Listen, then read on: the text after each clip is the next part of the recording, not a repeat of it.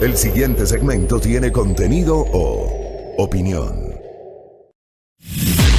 La entrevista en A Primera Hora. Analizamos los hechos del momento junto a sus protagonistas. 7:50. Decirles a los internautas, a los oyentes, a los televidentes, en este espacio se viene la campaña y vamos a tener a todos los candidatos, al menos vamos a invitar a todos los candidatos. Ojalá que podamos tener a todos los candidatos a la presidencia de la República y a la vicepresidencia. Y obviamente haremos una planificación respecto de los candidatos a la Asamblea Nacional. Hay que escuchar a todos, porque solamente así podemos tener una mejor valoración de sus propuestas de cara al proceso electoral que se avecina y nosotros poder votar de forma informada, expresar en las urnas el domingo 7 de febrero nuestra posición. Por eso es importante aquello. Escuchar, entender, obviamente discrepar o coincidir con lo que dicen nuestros entrevistados. Alerto, más adelante estaremos aquí en nuestra mesa de trabajo dialogando con el especialista en materia electoral Daniel González sobre lo que podría pasar con la Revolución Ciudadana y la calificación del binomio integrado por Andrés Arauz y Carlos Rabascal. Antes, evaluemos el papel de la mujer. Por ahora, una sola precandidata mujer a la presidencia de la República. ¿Qué ha pasado? ¿Es o no un retroceso? Conversemos con un especialista en la materia. Silrat, por favor, adelante. Muchas gracias, Fabricio. Así es, analicemos este tema. Estamos con Paulina Mogrovejo. Ella es abogada de derechos humanos. También al momento se desempeña como presidenta de la Fundación Derechos del Sur y vamos a analizar qué es lo que está pasando, cuál es el papel de la mujer al momento en la política ecuatoriana. Y quisiéramos iniciar precisamente con esta pregunta. ¿A qué responde que haya solo una candidata a la presidencia, en este caso por país, Jimena Peña? ¿Qué es lo que falla? ¿Qué pasa con los partidos políticos? ¿Es la sociedad? ¿Por qué no se logra alcanzar esta paridad en la política? Buenos días, bienvenida.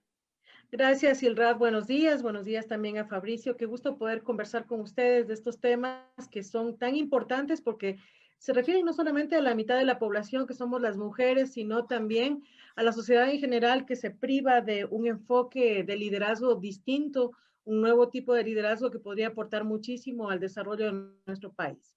¿Qué es lo que ocurre? Como ya usted lo ha mencionado, Silrat, en nuestro país existe, a pesar de todas las actividades de incidencia, la sensibilización, la capacitación, la formación, las reformas electorales, las discusiones en la Asamblea Nacional, los años y años de reivindicación histórica de las organizaciones de mujeres, vemos que en el año 2020 todavía existen 18 binomios a través de los cuales un solo binomio tiene una candidata a la presidencia mujer y de los 18 además únicamente 6 son candidatas a la vicepresidencia.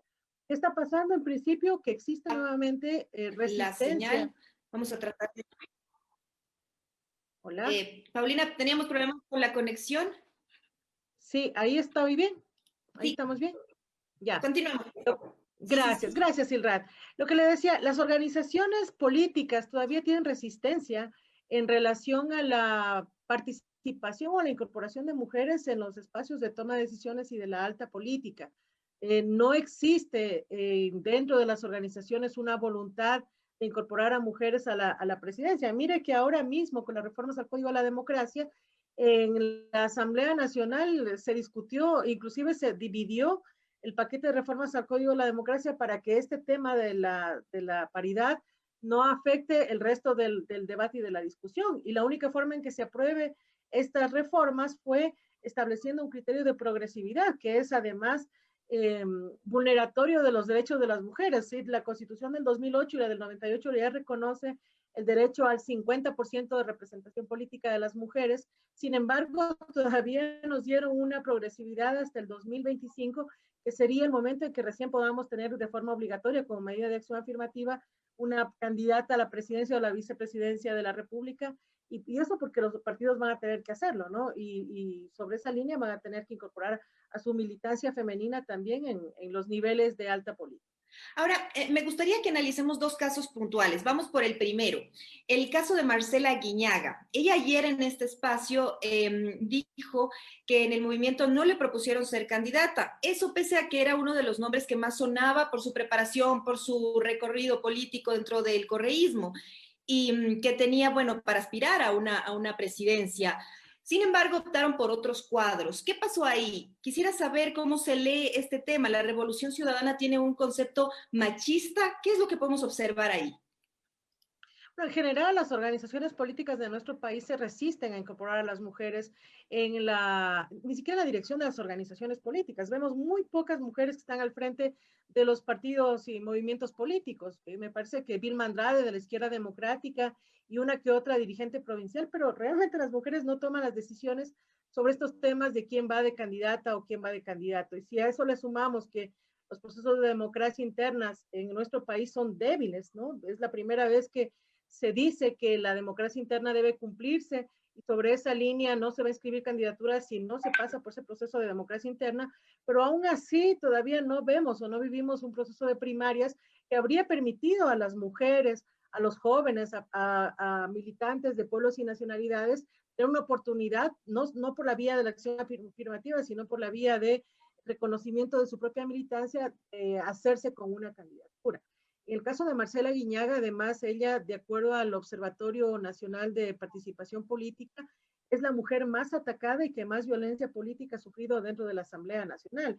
Y el ataque que ella recibe pasa no solamente por agresiones asociadas a lo machista, ¿no? Que tiene que ver con su cuerpo, con su imagen, con su figura, con la acusación que le hacen de haber sido una política sumisa, que es lo que a ella le han dicho, sino también pasa por temas de la Contraloría General del Estado, de una persecución también hacia, hacia su trayectoria y a su trabajo de su gestión política, que es algo que sufren algunas mujeres de nuestro país y que lo están sufriendo en silencio. Quizá eso pesó de alguna manera para que a ella no le hayan planteado una candidatura cuando esperábamos efectivamente que ella pueda ser una opción para la presidencia o para la vicepresidencia de la República. Pero la Revolución Ciudadana, igual que otras organizaciones políticas, todavía no miran la imagen de la mujer como una posibilidad real de que pueda dirigir el Estado.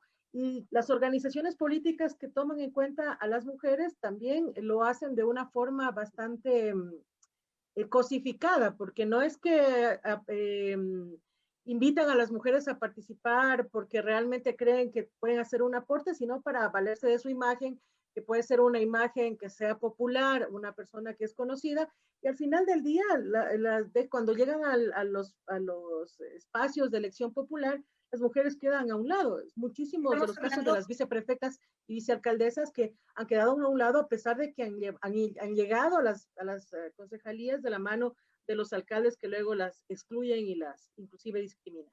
Estamos hablando entonces de que hay un uso mercantilista de las mujeres por parte de los diferentes organismos, movimientos políticos para conseguir votos, pero en el momento ya de la práctica y de ejercer ese poder en la política, pues no es real, se les utiliza y se les deja de cierta forma a un lado.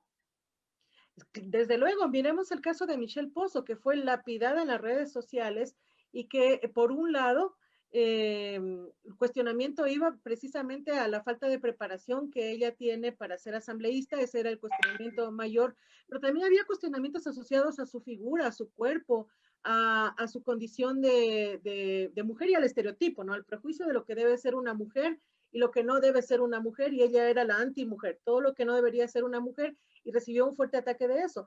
Pero también desde las organizaciones políticas que aprovechan figuras de influencers que no necesariamente garantizan una participación efectiva a la hora de tomar decisiones sobre las leyes que vamos a tratar en el país, y que utilizan más bien influencers para poder asegurar una votación independiente del rol que pueda cumplir esta persona. Y cuando es afectada o agredida como ella ha sido por su falta de preparación y también porque es mujer, entonces se han mantenido en silencio. Lo que ha pasado, por ejemplo, con el Partido Social Cristiano y el caso de Michelle Pozo, que la plantean porque es influencer y cuando ella no está bien en una entrevista, empiezan a atacarla en las redes sociales, simplemente guardan silencio porque efectivamente lo que les interesa es ganar votos y no necesariamente poner a mujeres que lleven una agenda de género en la Asamblea Nacional.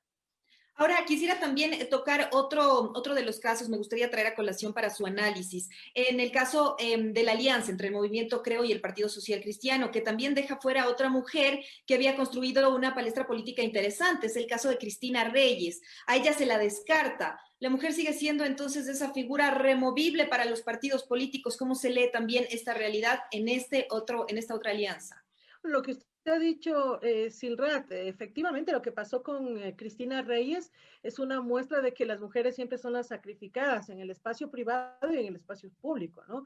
En este caso, ella era una candidata, hizo pública su candidatura, además que se abrió camino haciéndose conocida, haciendo un trabajo de fiscalización en la Asamblea Nacional, participando en las primarias, disputando ese espacio con otros hombres como Luis Fernando Torres o como otros candidatos que además no fueron tan agredidos como ella públicamente, ¿no? Porque ella también recibió violencia política y eso que es una mujer preparada y una mujer que ha destacado en su trabajo como legisladora.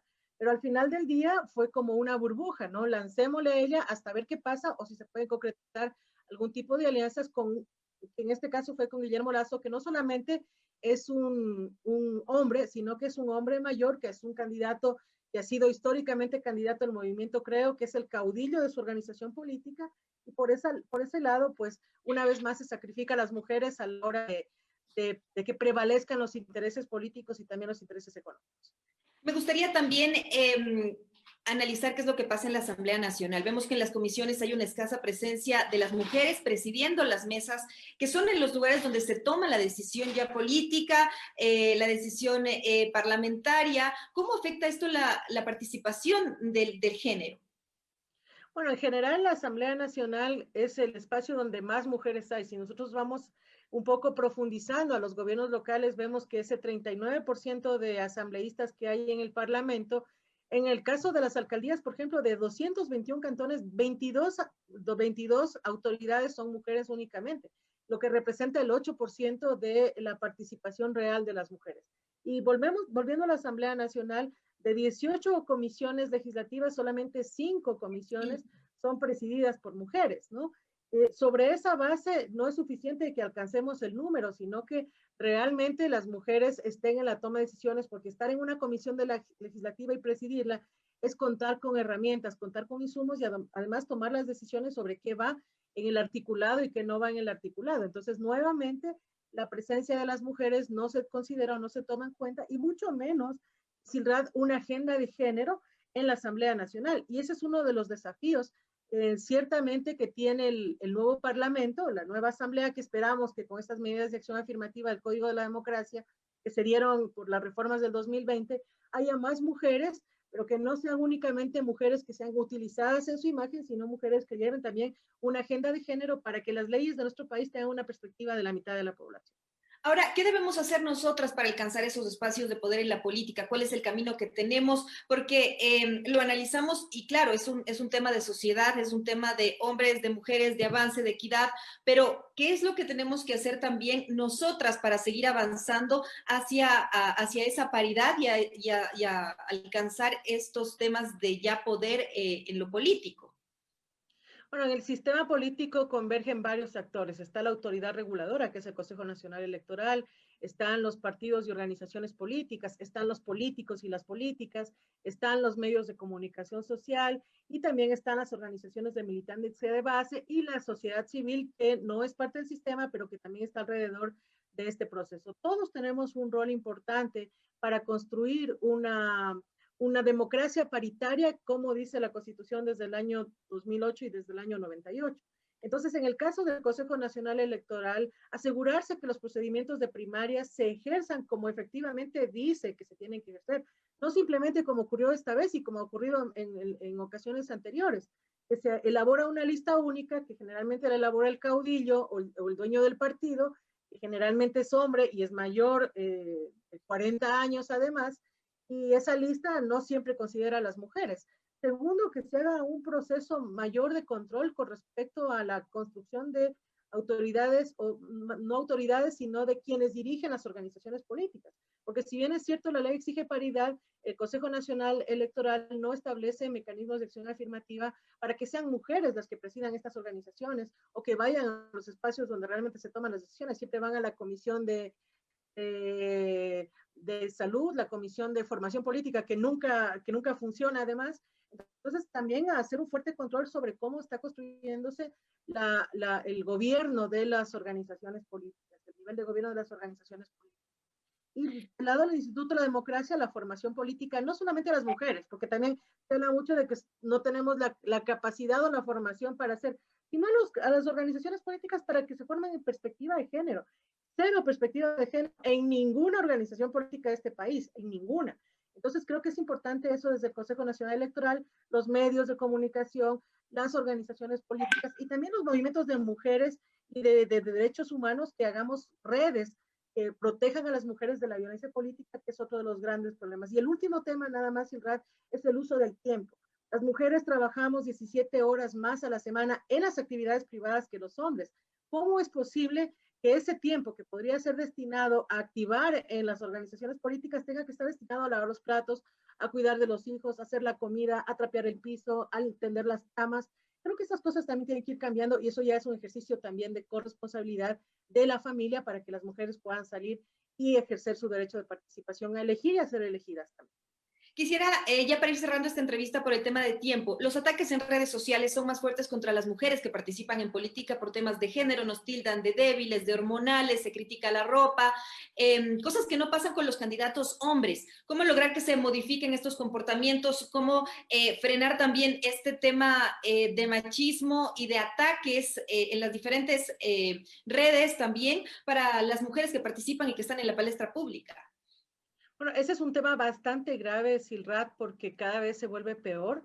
El tema de las noticias falsas, de la época de posverdad en la que vivimos, en que ya nadie sabe qué es verdad y qué es mentira, es un asunto grave para las mujeres, porque las noticias falsas se construyen también alrededor de la imagen de la mujer, de su reputación, de su vida privada, y sobre esa base es bastante complejo enfrentar las olas, ¿no? Las mujeres realmente necesitamos apoyo de la sociedad, no consumir noticias falsas, no retuitar mensajes agresivos, no burlarse de una mujer cuando le ha ido mal, por ejemplo, o ha tenido problemas con alguna de las actividades propias de las campañas electorales.